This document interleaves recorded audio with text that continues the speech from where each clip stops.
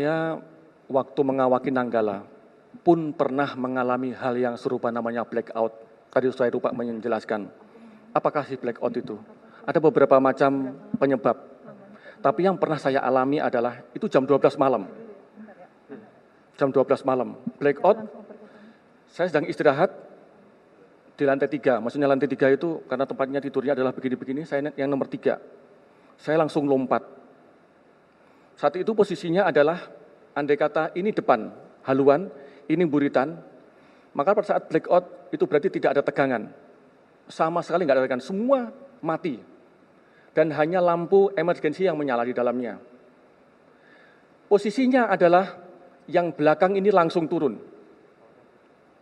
Ini kurang lebih 45 derajat, bisa lebih. Langsung wood begini. Tidak sampai dengan 10 detik, itu sampai dengan 90 meter. Sehingga bisa membayangkan, Bapak-Bapak Ibu semua bisa membayangkan bagaimana posisi blackout saat itu. Padahal kita periskop depth. Ya. Kenapa saat itu? Kemudian saat itu karena maaf, bahasan saat itu masih ada bahasa Jerman, sehingga komandan kapal KKM itu memerintahkan Aleman Voraus. Apa Aleman Voraus? Kita semuanya berangkat ke depan. Tapi karena 45 derajat ini, maka kita merangkak.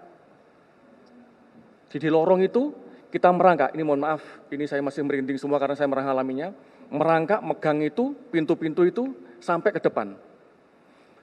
Yang dilaksanakan oleh KKM adalah menghembus tangki pemberat pokok ini sama tangki tahan tekan, sehingga kapalnya bergerak naik. Apa masalahnya? Ada satu fuse yang putus, padahal kita nggak tahu fuse itu di mana.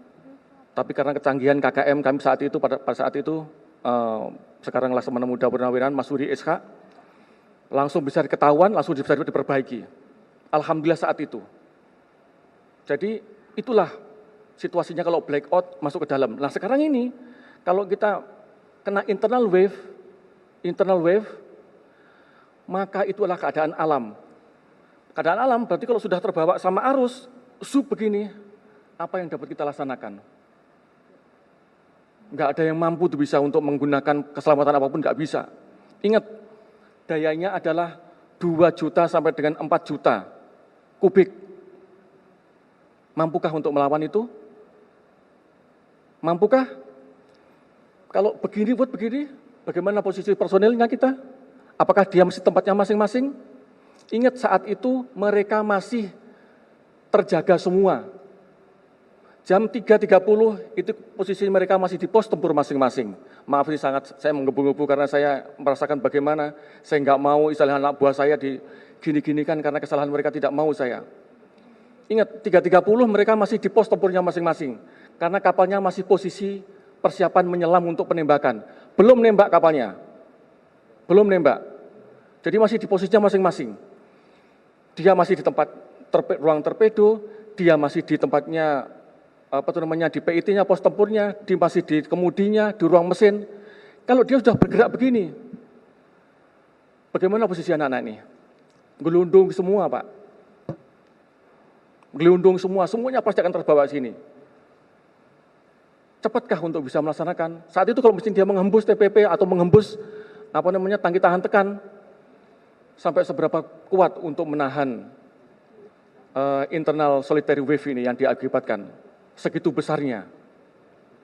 Nah ini mungkin bisa dilihat kembali nanti bagaimananya, sehingga kita bisa, inilah yang kemungkinan besar bahwa terjadinya seperti demikian, sehingga memberikan gambaran kepada rekan-rekan wartawan juga yang mungkin yang melihat ini, bahwa sebenarnya itulah kondisinya. Saya bisa merasakan bagaimana yang adik-adik kami rasakan semuanya, karena saya juga pernah merasakan bagaimana yang namanya jatuh. Ingat, kalau 800 meter, itu berarti tidak sampai dengan 1 menit kalau mesinnya itu langsung turun ke bawah. Kedalamannya ini adalah untuk internal wave ini 180-an meter. Bus begini kalau udah masuk semuanya nggak ada tegangan tinggi, nggak ada tegangan untuk menjalankan kapal, maka dia akan terus turun ke bawah. Saya nggak bisa dibayangkan. Saya pun tidak mau bicara lebih jauh ke situ karena saya bisa bisa merasakan bagaimana suffernya mereka merasakan itu. Ya, kita nggak mudah untuk mengawaki itu, nggak mudah. Mungkin yang nggak pernah merasakan mungkin gampang untuk ngomong, tapi kami yang sudah merasakan dan pernah merasakan bagaimana jatuhnya kapal, bahkan kami latihan untuk kapal 209 1400 di Korea ini pun kami latihan sampai begini-begini.